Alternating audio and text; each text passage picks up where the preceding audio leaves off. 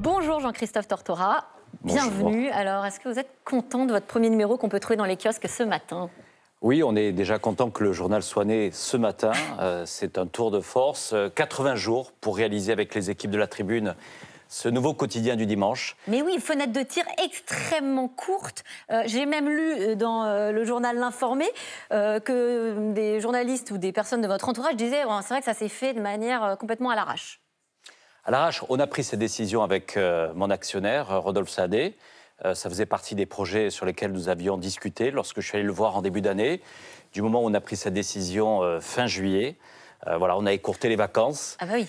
On a rappelé les journalistes justement de là où elles étaient et Tout le on monde s'est est rentré. mobilisé. Tout le monde est rentré. Moi, j'ai participé à la création d'un journal, L'Opinion, et je me souviens que Nicolas Bétou, c'était en 2013, Nicolas a mis 1 an avant de lancer le journal. Vous, en 3 mois, comment on y arrive en fait? C'est pas une course contre la montre. Et pourquoi vouloir aller si vite au fond? D'abord, il ne fallait pas rater la rentrée. La rentrée des médias, c'est maintenant. Et déjà, le 8 octobre, vous voyez bien qu'on est juste à la limite. C'était important parce que c'est là où se prennent les habitudes pour les lecteurs. C'est là également où il y a le marché publicitaire qui attend des nouveautés. Et c'est là, au fond, moi je crois qu'il y avait une vraie attente des Français. Ça a été montré dans ce reportage. Nous avons pris l'initiative, finalement, que la Tribune Dimanche arrive dès le 3 septembre. Parce que depuis le 3 septembre, avec la rédaction, nous avons fait un tour de France à la rencontre des Français, à la rencontre des lecteurs.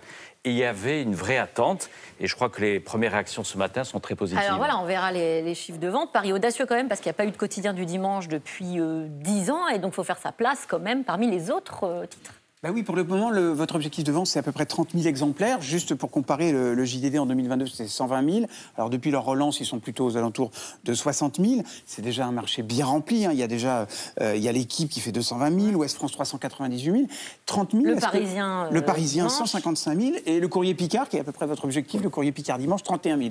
On peut peser avec 30 000 exemplaires le dimanche? D'abord, 30 000, c'est l'objectif qu'on s'est fixé sur les ventes au numéro en kiosque, chez les marchands de journaux.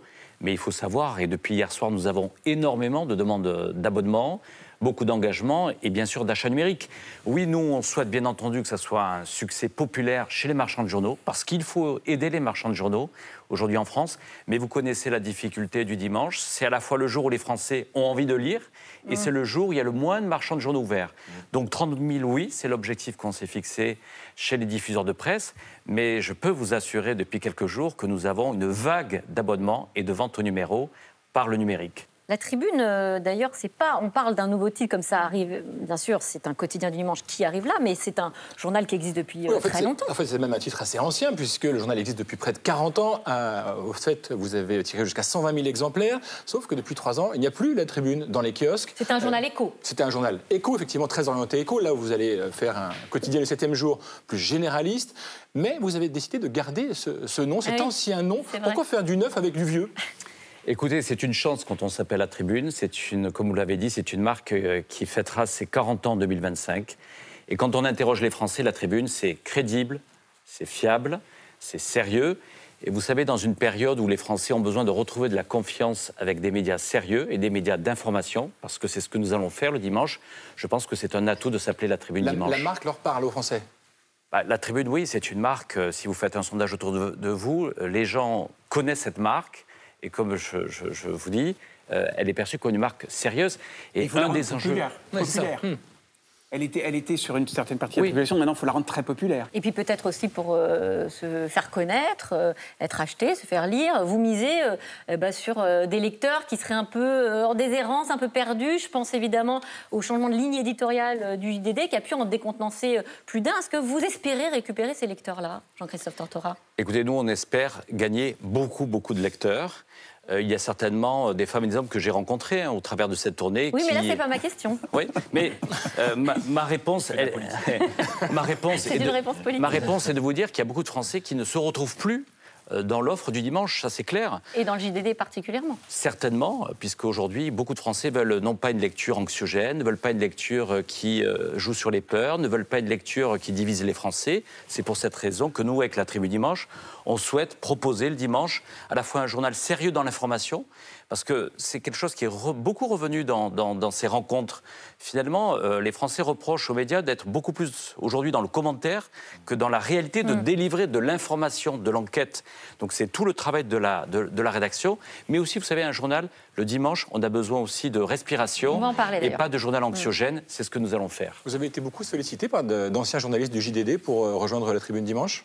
Bien sûr, parce que malheureusement, c'est un drame social pour ce journal et pour sa rédaction. Il y a 90% des journalistes qui ont quitté le journal. Voilà. Donc bien sûr, on a été beaucoup sollicités. Il y a un certain nombre de journalistes qui nous ont rejoints.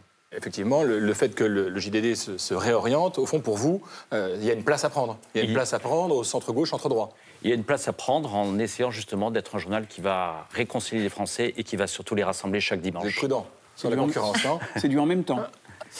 Donc écoutez, moi, en même temps, on ne se pose pas beaucoup de questions. On est là pour rassembler le plus grand nombre de Français. Et je pense que le dimanche, il y a besoin d'un journal à la fois qui informe et qui apaise. Et justement, on a vu que certains élus avaient annoncé qu'ils souhaitaient boycotter le JDD. C'était quand même longtemps un rendez-vous incontournable pour la prise de parole le dimanche, comme vous le disiez, de la parole politique. Est-ce que là, pour le coup, c'est une place à prendre pour la tribune dimanche du côté des politiques ? Oui, parce que la politique, c'est un des enjeux d'un journal du dimanche. Oui. Là encore, quand on a interrogé les Français, mais qu'est-ce que vous voulez dans un quotidien dimanche ? Ils vous disent, pour une grande partie, c'est le moment de la politique, c'est le moment où on se retrouve en famille, entre amis, et c'est vrai que les discussions politiques, ça fait partie de la tradition du dimanche. Je suis curieux de voir combien de politiques ont fait le siège pour être dans le premier numéro, le deuxième, le troisième, parce que j'imagine qu'il va y avoir pas mal d'enjeux, parce que si je travaillais encore avec des dirigeants politiques, j'aurais tout fait pour être dans les 2-3 premiers numéros. Non. Oui, c'est vrai qu'on a eu énormément de demandes. C'est vrai qu'on a eu des tribunes, des interviews. Ouais. Mais ça montre bien, en tout cas, qu'il y a de la place. Et l'intérêt, c'est une très bonne nouvelle pour l'industrie des médias et c'est une très bonne nouvelle pour l'offre du dimanche. Vous en avez refusé pour l'instant ? Des politiques ? Ouais. C'est sûr qu'on en a beaucoup refusé parce que nous avons ce matin... Il y a des numéros. Vous avez vu, on n'a que 48 pages ce matin et donc on ne pouvait pas mettre toute la classe politique française. La place à prendre, c'est aussi un enjeu de distribution, Thierry. Oui, il se murmure que certains points de vente, comme Relais H, qui sont contrôlés par le groupe Bolloré, s'interdiraient de vendre la tribune dimanche. Est-ce que vous en avez entendu parler ? Est-ce que vous vous attendez à des obstacles ? Est-ce que vous allez rentrer en guerre ? Écoutez, j'en ai pas connaissance, mais comptez sur moi que s'il doit y avoir des obstacles, nous serons en guerre. Vous êtes prêts, vous êtes armés. Oui, on est prêts. Rentrer en guerre, ça voudrait dire, sur la distribution, ça voudrait dire prendre son téléphone, discuter avec Vincent Bolloré d'homme à homme, ou ce serait plutôt trouver des alternatives, des procédés de contournement pour distribuer autrement ? Écoutez, en réalité, je ne suis pas très inquiet parce que je ne pense pas que le groupe Vivendi va s'amuser, le groupe Lagardère, puisque notamment avec les Relais H, vont s'amuser à vouloir... en tous les cas, sélectionner les journaux qu'ils voudraient mettre en avant ou diffuser. Moi, j'ai plutôt confiance aux marchands de journaux. Celles et ceux, vous savez, qui sont en caisse, celles et ceux qui mettent les journaux dans les rayons. Dans les kiosques. Car eux, ils sont très heureux d'avoir plus d'offres le dimanche. Donc, en réalité, moi, j'ai confiance aux marchands de journaux dans notre pays.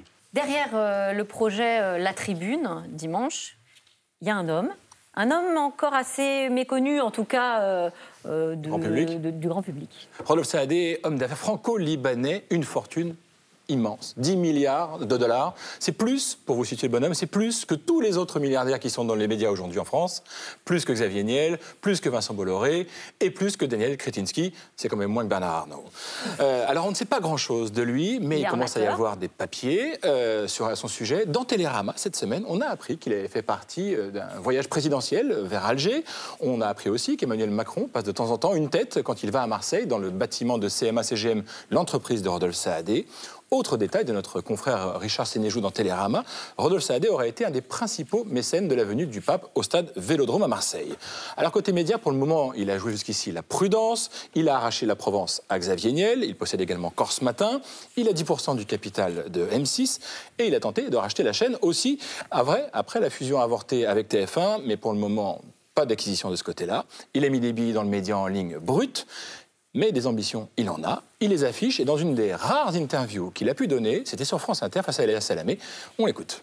Les médias m'intéressent, et quand j'ai commencé à regarder M6, je me suis dit pourquoi, avec un groupe d'investisseurs français, ne pas essayer de tenter notre chance et de récupérer M6. Donc pour l'instant, la route est fermée, mais on ne sait jamais. Il y a d'autres médias qui vous intéressent ? Je regarde tout. Le sujet m'intéresse, donc je regarde. La tribune, ça doit lui permettre de franchir un cap. C'est le moment de montrer qu'il est prêt à jouer dans la cour des grands. Une manière aussi de peser dans le débat politique, le débat de société. Mais à ce stade, on ne sait pas bien quelles sont ni ses idées politiques, ni quelles sont ses valeurs. Jean-Christophe Tortora, quelles sont les valeurs de Rodolphe Saadé? Écoutez, moi, quand j'ai démarré mes discussions avec Rodolphe Saadé, je me suis surtout adressé à un industriel et à un entrepreneur qui était intéressé de nous accompagner dans nos projets de développement. Vous savez, moi, je pense qu'en France, on a besoin d'industriels et d'investisseurs dans notre secteur. Moi, j'ai beaucoup souffert il y a 10 ans quand j'ai repris la tribune en faillite, où personne ne s'intéressait à vouloir refinancer ou reprendre ce journal. Et donc moi, je me réjouis de voir aujourd'hui qu'il y a de nouveau un intérêt pour notre industrie. C'est très important. C'est important pour le pluralisme, pour la démocratie. Moi, ce que je peux vous dire, c'est qu'avec Rodolphe Saadé, il s'intéresse à nos projets, il nous accompagne, il joue un rôle d'actionnaire et il le fait plutôt bien. Quelles sont ses ambitions à Rodolphe Saadé? On a vu qu'il était armateur. Aujourd'hui, il investit de plus en plus dans les médias. Écoutez, je ne connais pas la totalité de ses ambitions.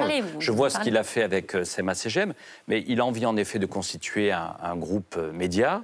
Après la Provence et Corse Matin, pour le moment, on est concentré sur la Tribune et la Tribune Dimanche, parce qu'il y aura d'autres annonces dans les semaines à venir sur la Tribune. Non, mais la Tribune Dimanche, c'est pour être bon le week-end, mais vous savez, pour la Tribune, c'est important d'être bon également à partir du lundi matin jusqu'au samedi. Vous pourriez relancer un journal papier, par exemple, la Tribune ou pas? Bon, là, je vous fais un scoop, il n'y aura pas de retour du quotidien papier en semaine. Oui, Rodolphe Saadé a des ambitions et à la fois, il est très attentif, mais à la fois, vous savez, c'est le dirigeant d'une très grande entreprise qui est attentif. Il est attentif jusqu'où?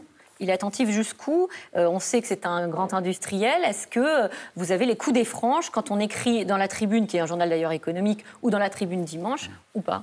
Rodolphe Saadé n'est jamais venu, et on souhaite l'inviter à venir dans les locaux de la Tribune. 2, il n'a jamais passé un coup de téléphone sur quoi que ce soit. Il est très respectueux des enjeux d'indépendance. Quand nous avons été en négociation, notamment avec les représentants de la rédaction, il y a eu un renforcement de dispositifs liés à l'indépendance de la rédaction. Le vrai sujet que vous êtes en train de poser dans cette émission, c'est pas celui on a intérêt d'avoir des investisseurs et des industriels, mais bien entendu, c'est le sujet de l'indépendance. Et aujourd'hui, des journalistes et des rédactions. Et aujourd'hui, Rodolphe Saadé nous laisse totalement travailler. Par contre, il est exigeant du point de vue du projet entrepreneurial, de la nécessité aussi d'avoir un modèle économique pour la Tribune et pour la Tribune Dimanche. Et moi, il nous challenge pas mal sur la nécessité à la fois de nous accompagner, d'investir, mais aussi d'être en raccord avec les résultats et les prévisions. Nous, on s'est engagé sur un équilibre pour la Tribune Dimanche à horizon 2 ans. Vous ne serez pas dans l'autocensure à son égard? Écoutez, nous, il y a la Tribune, l'entreprise CMA-CGM est une entreprise que nous traitons, il n'y a aucune consigne.